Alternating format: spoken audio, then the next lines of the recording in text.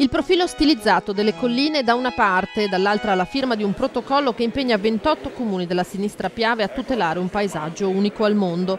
2 nuove tappe nel percorso della candidatura delle colline del Prosecco a patrimonio dell'umanità dell'UNESCO. A Venezia la presentazione del logo che dovrà contrassegnare tutte le bottiglie prodotte tra Conegliano e Valdobbiadene. Ora, ha detto il presidente del Veneto Luca Zaia, che nel 2008 lanciò per primo l'idea, abbiamo bisogno di un gioco di squadra compatto e unitario perché la candidatura superi nel 2017 la valutazione nazionale ed entri nella selezione degli esperti UNESCO di Parigi. La madre di tutte le sfide, avere la candidatura e dopodiché il riconoscimento UNESCO significa fare un salto di qualità non solo alle colline del Prosecco ma a tutto il Veneto. Ci piace ricordare che 28 sindaci firmano un accordo per avviare un codice di autoregolamentazione, quindi una sorta di foto di famiglia che resterà inalterata nel tempo. 440 km quadrati di colline che il lavoro dell'uomo ha reso preziose. Credo che proprio la conoscenza, la capacità dell'uomo di saper valorizzare un territorio che appunto sono le colline del Conegliano Valdobbiadene, che è sempre stato considerato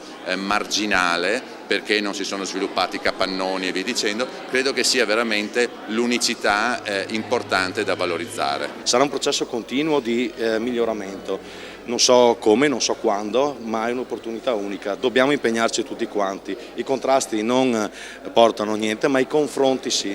Ecco, c'è stata regalata questa possibilità di un confronto su un tema importantissimo. C'è sicuramente un vantaggio dal punto di vista della conoscenza, della rete mondiale, ma c'è anche uno stimolo ad essere sempre meglio. Io credo che questo serva per chi viene a visitarci, ma serva anche per chi ci vive.